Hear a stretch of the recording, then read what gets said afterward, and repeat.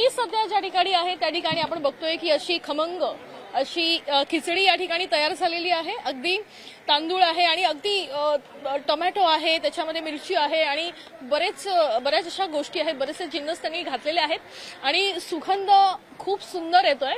पण ही खिचडी बनवली कोणी? तर ही खिचडी बनवली आहे मराठा आरक्षणासाठी या ठिकाणी आलेल्या या कार्यकर्त्यांनी। आपण त्यांच्याकडून अधिक माहिती घेणार आहोत। दादा, खिचडी बनवली आहे तुम्ही आज या ठिकाणी, खरं तर आंदोलनासाठी तुम्ही फार आधी निघाला होता, 24-36 तास झाले तुम्ही घर सोडलेलं आहे, आता मुंबईला दाखल झालेला आहात आणि आता पोटा पाण्यासाठी या ठिकाणी स्वतः खिचडी बनवत आहात। काय एकूण सांगाल, पूर्ण हा प्रवास कसा झाला तुमचा? लातूरवरनं परवा निघालो आम्ही संध्याकाळी, दिवसभर फिरत येते वेळेस भरपूर ठिकाणी स्टॉल होते, जेवणा खाण्याची काही सोय भरपूर झाली, काही अडचण कुठंच आली नाही। इथं आल्यानंतर सकाळी आलो, फ्रेश वगैरे झालं, आमच्या गाड्या तिकडच लागल्या, पण वरी उड्डाणपुलाला ब्रिजला आतमध्ये गाडी यूज दिली नाहीत आमची इकडं। हा खूप लांब आहे, इथून जवळपास 7 किलोमीटरवर गाडी लागली होती। तिथून चालत आलो, तिथून चालत येऊन आतमध्ये इथं नाश्ता वगैरे करून आंदोलनाला बसलं, तिथं उपोषणाला तिथं पाटलांपाशी। तिथून येऊन आता नाश्ता वगैरे केल्यानंतर आता एक जेवायच्या टायमिंगला खिचडी करावं म्हणून आम्ही सर्वांनी मिळून, सगळ्या मित्रांनी खिचडी बनवलेली आहे। तर सगळ्या मित्रांनी मिळून खिचडी बनवली आम्ही, सगळे ग्रुपनं आलेलो आहे आम्ही गावाकडून, लातूरून। किती तास झाले तुम्हाला घर सोडून? घर सोडून 36 तास तर झाले ना, कारण ट्रॅफिकमुळं ह्याच्यामुळं पुण्यापासून भरपूर ट्रॅफिक झाली ना। सामान तुम्ही काय काय आणलंय नेमकं जेवणाचं? जेवणाचं सगळं साहित्य आणलंय आम्ही, जर भाकरी सहित तांदूळ भाकरी सगळं आणलंय आम्ही। 8-10 दिवस पुरायसारखं पूर्ण आणलंय, शेगडा सिलेंडर पूर्ण आणले, जे घरी लागतं आपल्याला ते सगळं आहे सोबत आमच्या। प्रत्येकाने आपापल्या घरातून थोडं आणले की कसे पैसे काढून आणले कसं? नाही, जमल तसं जमल तसं आणलं आमच्या घरातूनच काय। पण मग ते सामान सगळं इथून एवढं लांब घेऊन येऊन परत इथे ठेवणं खरं तर जिकरीचं होतं, तशी मेहनतही तुमची झालेली आहे। नाही, मेहनत दादापेक्षा तर जास्त मेहनत नाही। आज 20 वर्षापासूनचा त्यांचा लढा आहे, त्यांच्या हाकेला एवढा प्रतिसाद देणं काहीच नाही। आम्ही आमचं उपाशी सुधारण केलो असतो, पण लागते पोटाला म्हणून खाणार असतं।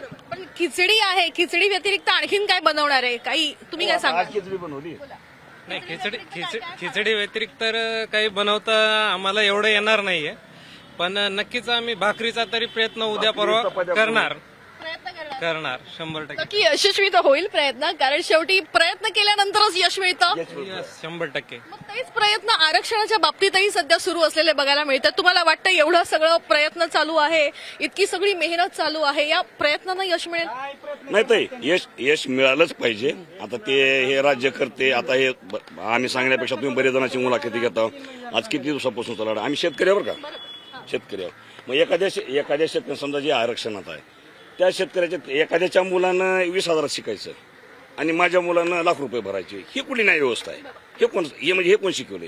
हेच डॉक्टर बाबासाहेब आंबेडकरांचं संविधान आहे का? असं सांगितलेलं आहे का? जन्म घेणारा का बुद्धी काही येत्या का त्या लेकराला? मग आम्ही का जास्त भरायचे? कुठले भरायचे? म्हणजे जमिनी विकून भरायचे? म्हणजे कोणी ही न्याय व्यवस्था आम्हाला बरबादच करायला बसली काही, असाच अर्थ आहे ना त्याचा। मग का बरं शेतकरी कर्जमाफीची उदाहरणं तसेच, म्हणजे तुम्ही कोणतीही घ्या, कोणती उदाहरण घ्या, कर्जमाफीचं म्हणलं की त्याला ही अटी, ती शर्ती, ते खरंच कर्जमाफी का?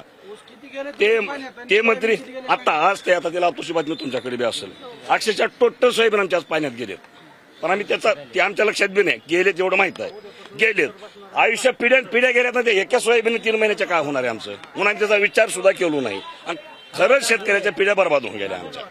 ही शोकांतिका, एवढ्या 600-700 किलोमीटर उंची इथं येऊन आम्ही जी ही परिस्थिती म्हणजे ही करलो आम्ही, म्हणजे काय आमचे म्हणजे त्याचे किती परेशानी असेल, काय तळमळ असेल आमच्यासारखे असे लाखो लोक एवढे आले तिथं। घरने, संसारने, लेकरने, बाळांनी कसं शिकवायचे? काय बरी फरक कशासाठी? आता फडणवीस साहेब म्हणा, हे दोन मुख्यमंत्री म्हणा, ह्याला लक्षात आलं पाहिजे, पण आता ह्याच्या राजकीय डावपेच काय तर उगाच ते नाही ना, जनता बुडलेली नाही ह्याच्यात विनाकारण। तुम्हाला असं वाटतं की या राजकीय डावपेचाच्या खिचडीमध्ये तुमचं खरं तर नुकसान होतंय? मरण आमचंच होते, ह्यांचं काम मरण होते, कोणी नेत्याच बोलाले।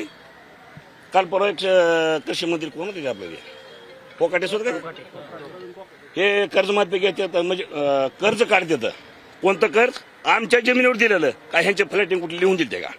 आमच्या जमिनीवर कर्ज काढून आम्ही ते काय काय कुणाच्या लेकराचं लग्न केलं असेल, कुणी काय केलं असेल, म्हणजे ते करून आम्ही मग ह्यांच्यावर रम्य खेळावं सभागृहात बसून. बरं नाही पण तुम्ही कशावर कर्ज देऊ राहिला? आमच्या बोलण्यावर देणार, तुमच्या इथलं कुठलं सभागृह गहाण ठेवू तर देणार. आमच्या वडिलोपार्जित जी शेती आहे त्याच्यावर तुम्ही कर्ज देऊ राहिला, कारण तुम्हीच उद्या त्याच्यावर कब्जा करा तयारच अजून. आमच्या घराची पत्र काढाय, आमच्या शेतीवर कब्जा कराय, आणि आमच्या आम्हाला दिला ना, आणि तुमच्या बापाच्या कशी दिला आणि त्याची व्याज भरायला. आम्ही कर्जमाफी मागाय गेलो की तुम्ही म्हणता नाही काय झाले. या मराठवाड्यात आता लातूर, नांदेड, धाराशिव जिल्ह्यात आज जाऊ ह्या कृषीमध्ये कोण आता भरणे म्हणून आज जाऊ, भरपूर नुकसान आहे. आर्थिक नुकसान तसं ते तर झालं, लेकरावाचं नुकसान मग सहन कोण करते? किती सहन करेल माणूस कोण करून? आत्महत्या मराठवाड्यात किती आता? ह्याचा विचारच नाही जाता. आपण बघतोय की एक महत्वाचा प्रश्न खरं तर या निमित्तानं उपस्थित करण्यात आलाय. एकीकडे मराठवाडा हा परिसर मोठ्या प्रमाणात गेल्या काही दिवसांपासून मुसळधार पाऊस त्या ठिकाणी पडलेला आहे, प्रचंड नुकसान त्या ठिकाणी झालेलं आहे. ते नुकसान तर शेतकरी सहन करतोच, पण आरक्षण न मिळाल्यामुळे मुलांचं होणारं नुकसान कुठला शेतकरी सहन करेल हा प्रश्न खरं तर या निमित्तानं इथे उपस्थित करण्यात आलाय. कॅमेरापर्सन नितीनसह वैदेही काणेकर, साम टीव्ही न्यूज, मुंबई. आता isakal.com आहे देशातील नंबर 1 ची मराठी न्यूज वेबसाईट. प्रत्येक अपडेटसाठी isakal.com ला नक्की भेट द्या.